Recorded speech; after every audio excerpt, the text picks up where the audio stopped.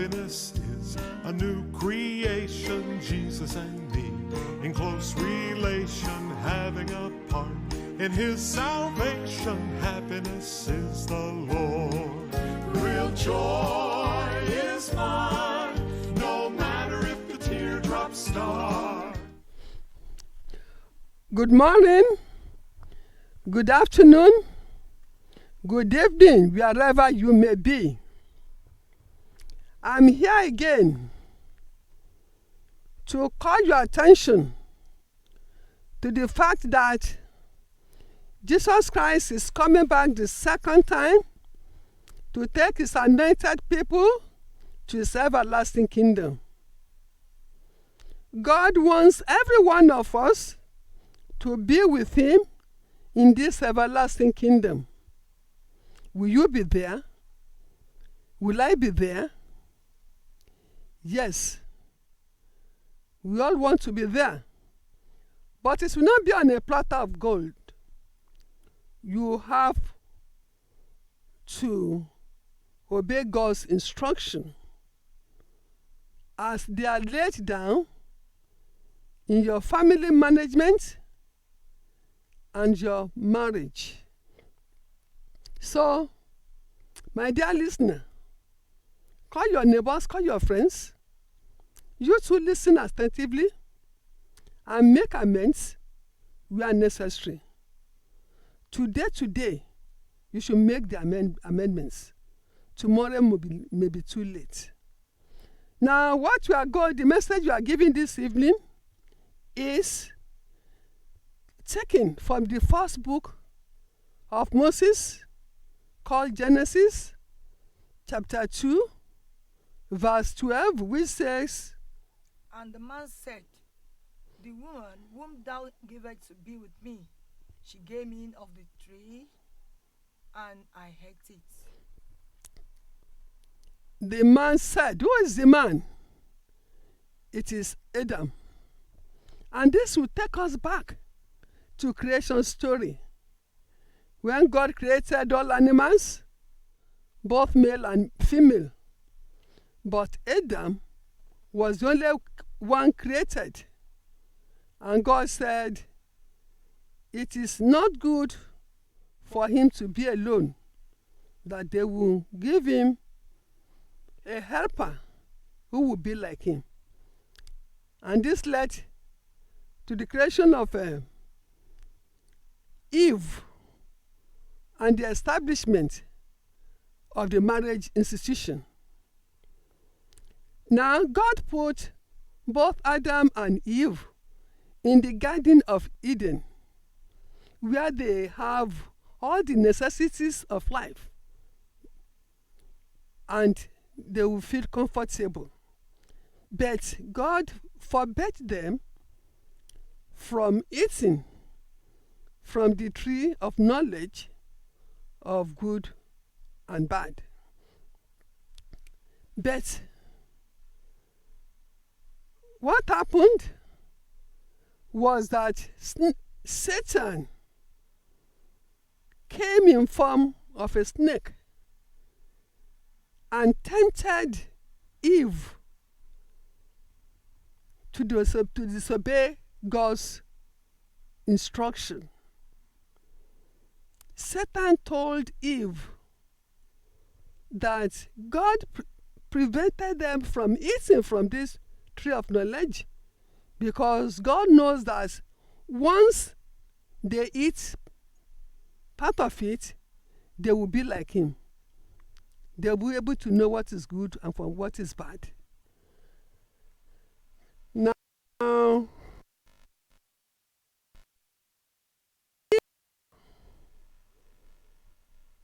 ate the fruit. When she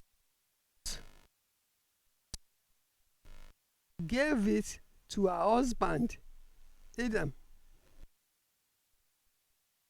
it. By not doing, they disobeyed God. And God knew this. In His annoyance, God asked him, and who did He ask? Adam. Who is the man? Who is the head of the family? What has happened? Then Adam said, you see, that woman you said should be with me. She's the one, oh. She's the one who gave me the fruit, oh, and I ate it. Don't you, can you see to that type of answer? According to the Bible, Adam was with Eve when Satan was tempting her. And normally, as a man and as a person whom God first created, he should have given the lead, and perhaps by his intervention, he would have sent Satan away. But he kept quiet. He just kept quiet as if it meant nothing to him.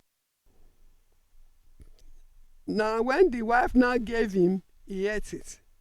He is now shifting the blame on the woman. Not only on the woman, he also put blame on God for giving him a helper, that woman. He said it in a derogative way. That woman you gave me. So, blaming God for giving him a helper. And blaming the helper for giving him the fruit. And he ate it. For him, he did not do anything wrong. Now, what we are stressing today is that if you do anything bad, be courageous enough to confess it. Stop shifting blame on other people. Now, let us look at the characteristics. What exactly do you see in a person that you will recognize him as one who shifts blame on other people? Such people who shift blame are said to be incorrigible. That is, they do not accept fault. Not only that, that type of person is very proud. Very proud. Say, how can I ever accept that I've done something like that? Very proud people. Then, we can say that from their youth, that type of person has had a feeling of insecurity. And therefore, he feels that if he says that he has done what he has done, then that insecurity will come in. Even the Bible is opposed to this. And this will lead us to look into the book of Proverbs, chapter 16, verse 18. Pride goes before destruction, and a haughty spirit before a fall. That pride goes before destruction. Pride goes before destruction. So, if you are necessarily proud, it means that you are walking towards your own destruction. Let us also look at Proverbs 28, verse 13. He that covereth his sins shall not prosper, but whoso confesseth and forsaketh them shall have mercy. You can see, it's just like a curse. Whoever covers up his sin, say, will never prosper. This is serious. This is very serious. Those of you who are in the habit of not confessing and putting blame on other people, be careful. Be careful. You hear what he said in the proverb, in the book of Proverbs? Whoever conceals his transgression, which is sin, will not prosper. But when you confess your sin, then you will get mercy. So, definitely, you can see the result of what Adam do, Adam and Eve, that the result is not good at all. Now, and generally, it is now for us to see a man who refuses to accept to have done something wrong. We can easily see or identify some sins which he has committed. He doesn't accept that he is wrong. But in actual fact, a lot of sins could be could be deducted from his action. Some of these sins can be, first of all, he disobeyed God by eating of the fruit. And this you can see in Genesis 2, verse 17. Because he ate the forbidden fruit. Then he and his wife broke the first commandment, which says, "You shall have no other God like me." Because they want to be like God. That is a serious offense. Then they also broke the 8th commandment, which says, "You shall not steal." The fruit they have eaten does not belong to them. They are not authorized to eat part of it. By eating it, they stole it. They also broke the 10th commandment, because God gave them everything that could make them comfortable. In the Garden of Eden, 4 rivers flowed throughout the year. They have green vegetables. They have different types of animals, fish. They have minerals, gold, and other things. Think of it. God gave them everything to make them comfortable, but still, they are not satisfied. They coveted things that were not given to them. And that is why they wanted more.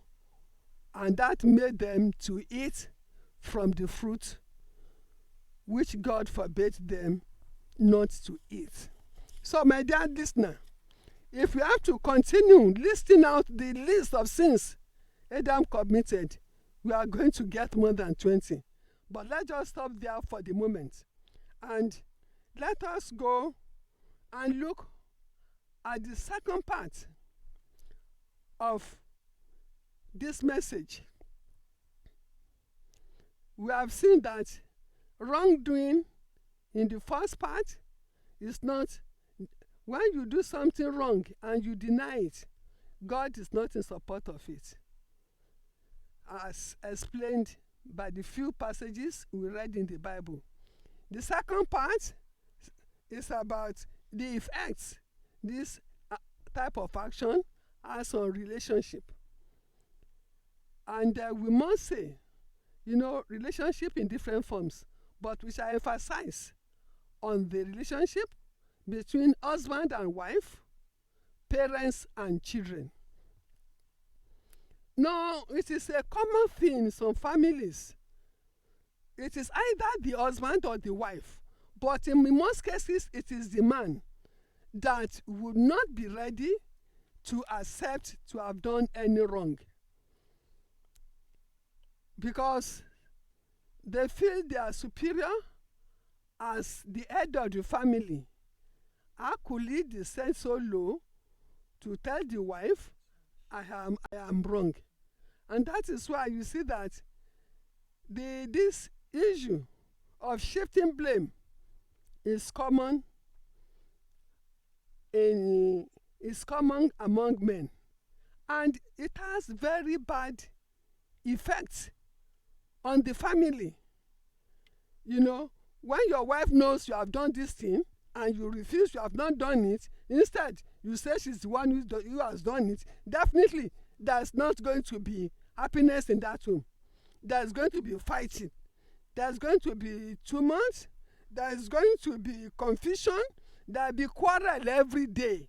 So in any home where you have either the man or the woman not accepting blame and shifting the wrong on the other person, that type of home is not going to be a very peaceful home. At times, I'll give you an example. When a man does not take care of his aging parents and then they complain, the next thing you will hear is that it is the wife. It is the wife that does not allow him to take care of us. Then the man will say, yes, she is the one. You see every expenses in the house. I'm the only one bearing it. I will give money for food. I will pay children's school fees. I will pay for rent. I will do this. I will do that. I'm the only one doing it. That is why I don't have money to pay. Forgetting that this very man, when he leaves home, before coming home, he goes to beer parlor. He takes pepper soup, drink beer. Even in some cases, where the money is surplus, he will even rent an apartment for the other woman. And now, he's now shifting blame on the wife who has prevented him from taking care of his aging parents. Now, let's look at the relationship between parents and the child. Now, in some cases, you see that the parent does not provide necessary things for the child's development at school. Will not pay school fees, will not buy books. The child, their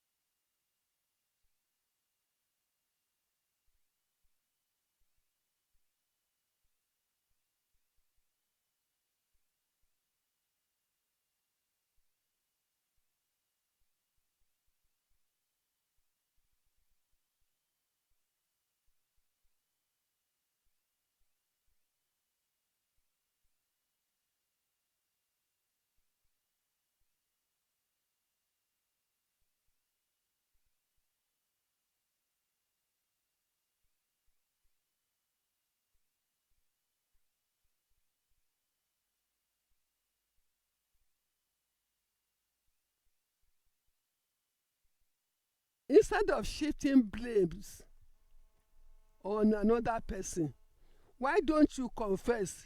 You, that man, if you have done something wrong and your wife mentions it, don't say for mentioning it she doesn't respect you. She respects you, but be courageous enough. Tell her the truth. And you, the wife, don't because of that insult your husband. confess your sins to each other. After you have confessed, then sit down, kneel down, and pray for forgiveness. And definitely, God is going to forgive you. Now, let us also see what is written in the second book of Timothy, chapter 2, verse 23. But foolish and unlinked questions avoid, knowing that they do gender strifes. Thank you. They say, have nothing to do with foolish, ignorant controversies. You that man, you that woman, listening to me, you hear what is written in the book of Paul to Timothy, second book of Paul to Timothy, chapter 2, verse 23. Have nothing to do with foolish, ignorant controversies. You are the one who did it. No, because of this. No. You know they breed quarrels. When you engage in controversies, it is going to lead to quarrels. And,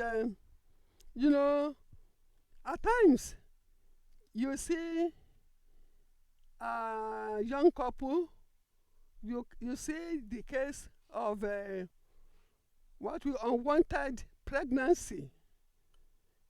Unwanted pregnancy. Whom do you want to blame?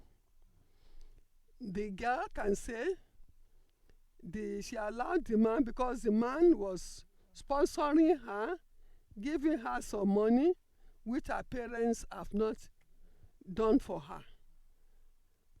Shifted the blame on the parents. And should it be so? Doesn't she know that she must not have anything that is called unwanted pregnancy? So, my dear listeners, let us have it in mind that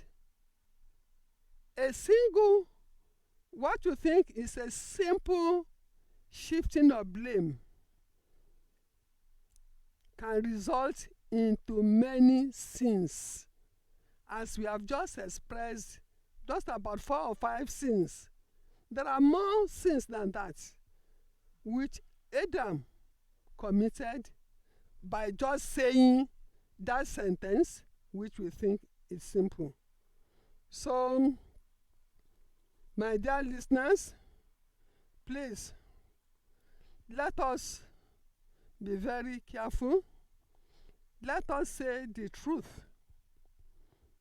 And you parents, don't use all your authority on your children and then feel that it is an insult for you to say the truth. The truth is always good. Remember,